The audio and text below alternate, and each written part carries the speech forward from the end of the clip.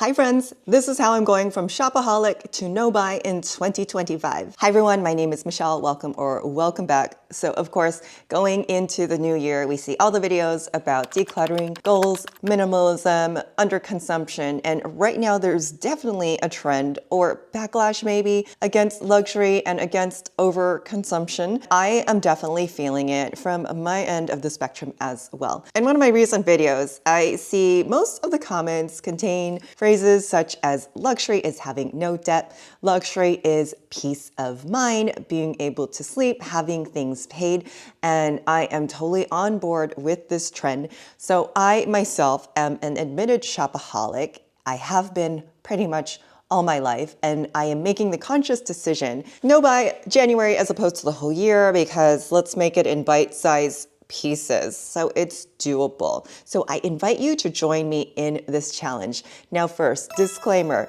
no buy does not mean you go around looking poor and unstylish.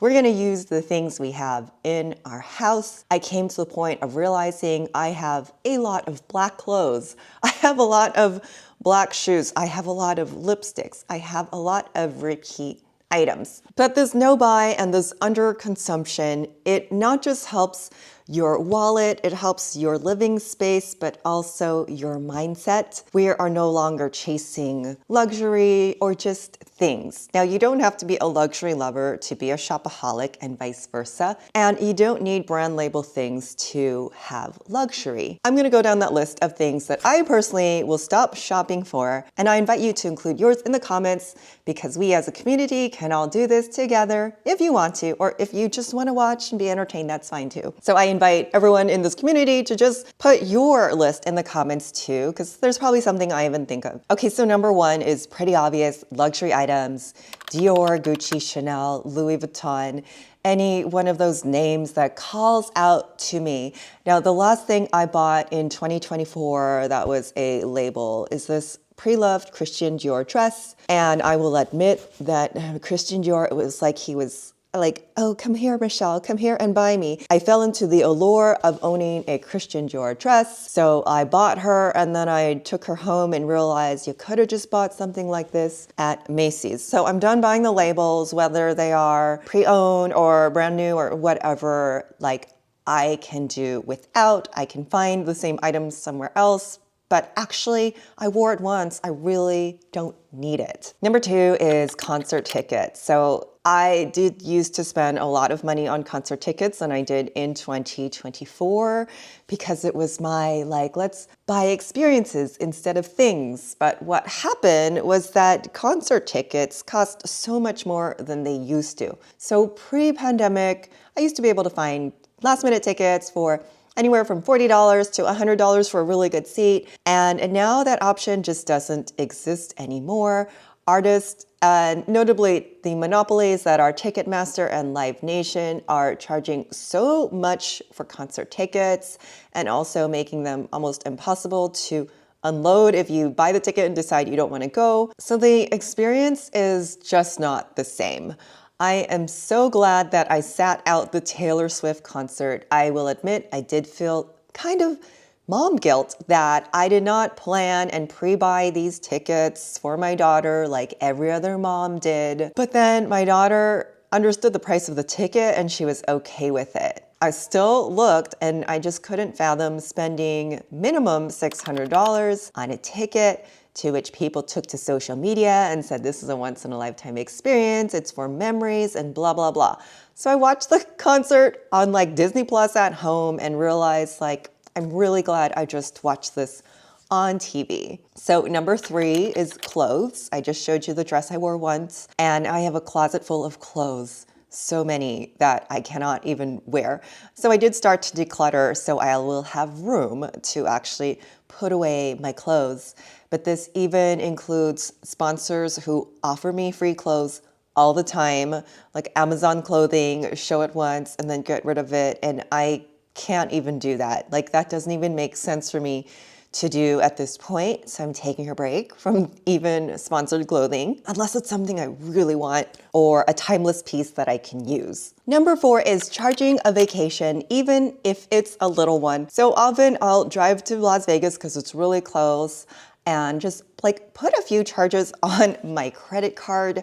And I'm not denying myself the vacation, but I'm saying just pay cash or use my debit card instead of just like treating myself here and there. I deserve it. But all these things add up because my credit card acts like fake money. Like, okay, we're just here for you to use, but it doesn't always connect to me that you have to pay that at the end of the year. And that's one of the places I feel I have gone overboard in the past few years. Number 5, another obvious thing is handbags. Hello, I have so many handbags and most of them are gifted to me. So why in 2024 did I actually buy 2 handbags from the Nordstrom sale? It was the desire and the feeling that I had to buy something from the Nordstrom sale because I do every year and I do a video and there's influencer videos on what you must buy from the Nordstrom sale. And it ends up like I really used each handbag once. I love the bags, but again, just some things that I did not need to bring into my closet. Okay, so I've added some like things on the list that are not concrete, they're more mindset. And the first is that your mindset that luxury does not have to be logos, it doesn't have to be Gucci Vuitton, it doesn't have to be loud or show offy. It's actually not material things. So as I said in the beginning of the video, and I did notice a trend in my comments that is different than it has been in recent years, is that luxury is peace of mind. When you have these things, you realize you don't need these things and they don't do anything for you but create clutter.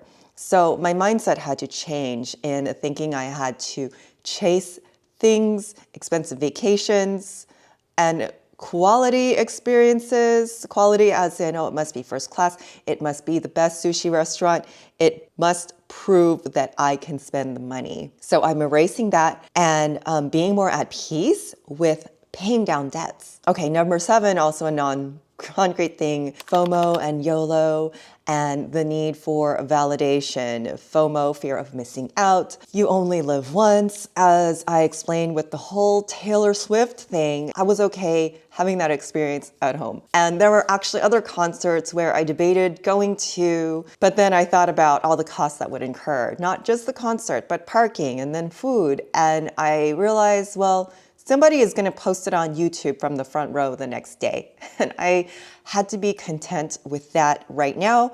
I'm not saying forever, but right now I have some goals for money to save and bills to pay down. So I think that's okay to skip out on a concert every now and then. Okay, number 8 is eating out. And this was an easy one to figure out because the experience and the cost of eating out just isn't what it used to be here in California. Portion size has gotten smaller. The price of everything has almost doubled. It's no longer, it used to be like this convenience thing or let's just go treat ourselves after a long week. And now it's like considerable money, even if I just want to take my daughter out to eat.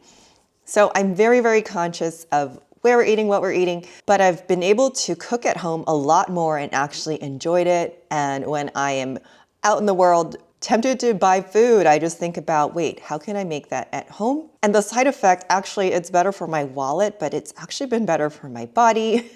It's been better for my energy level because my food is not filled with addictive salts and sugars that you'll find when you eat out. So number 9 is also an obvious thing. I am going to stop using my credit cards at least for January, February, March. So I love to use the credit cards that collect airline points, hotel points, Costco cash back. I have let myself not be responsible for making the full payment at the end of the 30 days, which just accrues interest charges. So I am committed to not doing that, where I've moved a lot of my automatic payment things from the credit card to the debit. And once I get disciplined in curbing my spending, then I will allow myself to move it back to the credit cards, especially for big purchases that will accrue a good amount of points and make sure I'm able to pay it in a reasonable amount of time. Number 10, I had to make a category, and this category I call things and Tchotchkes. Tchotchkes, like little things I end up buying from Daiso, like, oh, this cute Barbie mirror. I think this is from Beniso.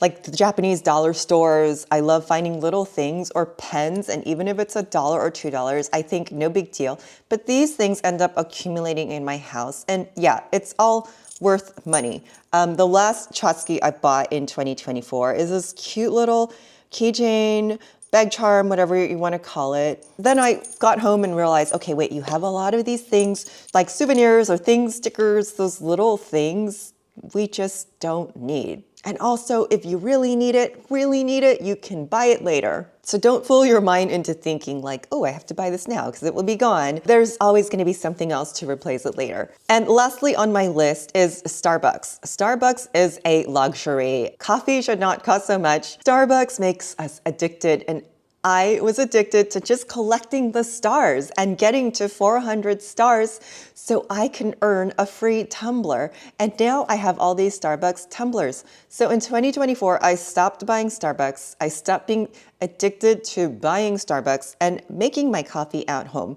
So who says you can't reheat coffee? Because yes, you can. And what I do is I have my tumbler and I put my hot coffee in there. Then if it gets cold by the afternoon and I still have coffee in it, I just drop in ice cubes, or I brew a big batch. I save it for later. I save it for the next day and put in ice cubes, and it's just as good as the $4 or $5 cold brew that you're gonna buy at Starbucks or Peet's Coffee. Anyway, I have peace of mind knowing that I am just saving that money. And even though $4 here and there won't make you rich, it is going to make a dent if you're trying to pay up debt or save for something else. So that is my list. And to add to that, the list is helping me achieve the goal. So I did start these little habits in 2024, and I found that I could pay off my car loan a year earlier. So that is a huge accomplishment for me as I'm almost done paying. So my goals for 2025 would be to add to my emergency fund, pay down debt, and save for a vacation. They're all seem like three big things, but they are little things I can work on. I will be able to see progress with these new habits of not buying these 10 things. So if you have a goal in mind, that will also help you to keep on track every time you're tempted to use your credit card or buy that Starbucks eating out meal for $20 or takeout or whatever it is going to help you think about whether I can put that toward my goal. Is that going to make me happier in the long run, so we can erase the FOMO, YOLO, and instant gratification bug that is literally pushed on us through social media. If you're to this point of the video, I also invite you to click on the survey link below. I am taking a survey to see if there is interest in investments in my channel. I'm working with a group called Oversubscribe that manages a platform for investors. So if my channel grows, you reap the rewards. So please check that out. If you find this video later, saving money is not timeless. If you find this video later, go ahead and join, even if it's February or March, and start building these habits now. And let me know what changes in your life, because I'm curious to know how my community will take this challenge. Thank you so much for watching, and have a happy new year. Bye.